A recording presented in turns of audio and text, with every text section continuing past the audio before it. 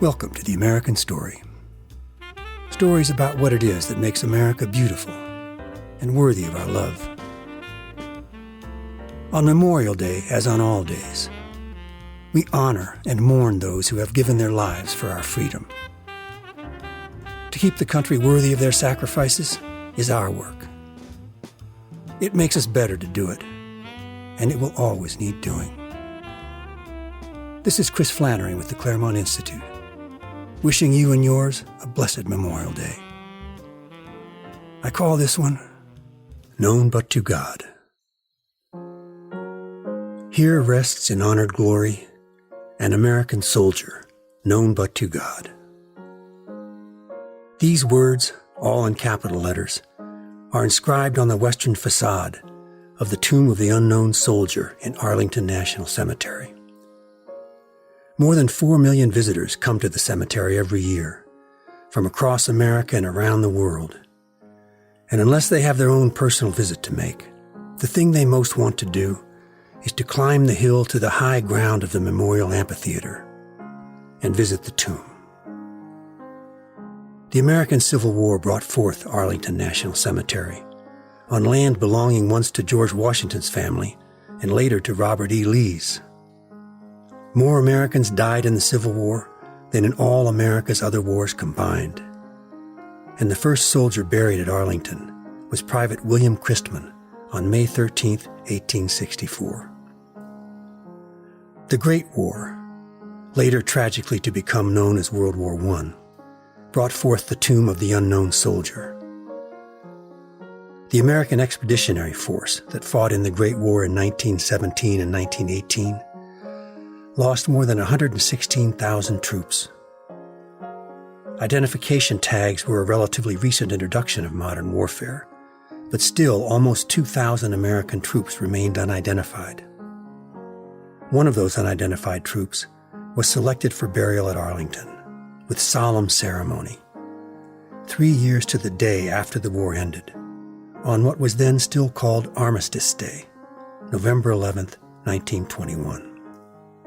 The tomb sarcophagus that we see today standing above the grave was completed and unveiled to the public in 1932.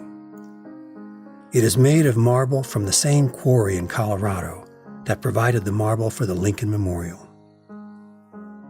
To the west of the tomb, white marble slabs flush with the plaza mark crypts for an unknown soldier from World War II and another from the Korean War. As we know well today, advances in technology over the years made being unknown more and more difficult. So for the Vietnam War, there is a third marble slab over an empty crypt, inscribed with the words, "Honoring and keeping faith with America's missing servicemen, 1958 to 1975. The tomb of the unknown soldier touches visitors so deeply, in part because it calls to our minds the reflection that the experience and sacrifice of all fallen soldiers must in some ways always be unknown to us, but they are not unknown to God. At midnight, July 2, 1937, the Army began to maintain a constant guard over the tomb.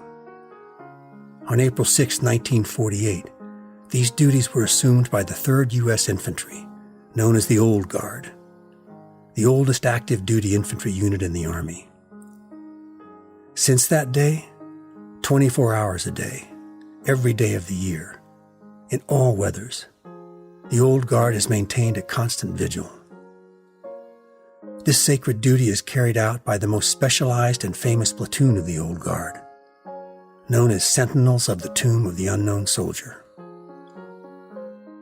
United States Senator from Arkansas, Tom Cotton, who served at Arlington with the Old Guard between combat tours in Iraq and Afghanistan, has written a good book about their history called Sacred Duty. He tells the story of the young soldiers of the Old Guard who dedicate themselves to the sacred duty of honoring those who have served and died for the nation. If you watch the movie Taking Chance, you'll get an idea of what carrying out this duty looks like. The changing of the guard at the tomb of the unknown soldier is what visitors to the tomb rightly want to see. It happens every hour on the hour, from October 1st through March 31st, and every half hour from April 1st through September 30th. It is the most visible manifestation of the sacred duty of honoring our fallen heroes. With exquisite precision and unbroken attention to detail, the Sentinels aim to make that ceremony perfect every time. They want to hold themselves to the ultimate standard by which men can be judged, because nothing less can begin to honor adequately the ultimate sacrifice they are there to honor. For the millions of Americans and foreigners who visit the tomb each year, especially the young, the changing of the guard offers profound moral and political instruction. And what makes the ritual ceremony so powerful for visitors to see is that in a vital sense, the visitors don't matter. The Sentinels are most devoted to achieving perfection when they are not seen, when their precision, their attention to every detail, their concentration on the high purpose of honoring the fallen into eternity is known but to God. Thanks for being part of the American Story. This is Chris Flannery with the Claremont Institute.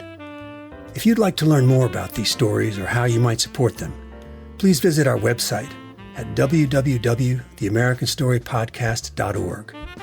That's theamericanstorypodcast.org.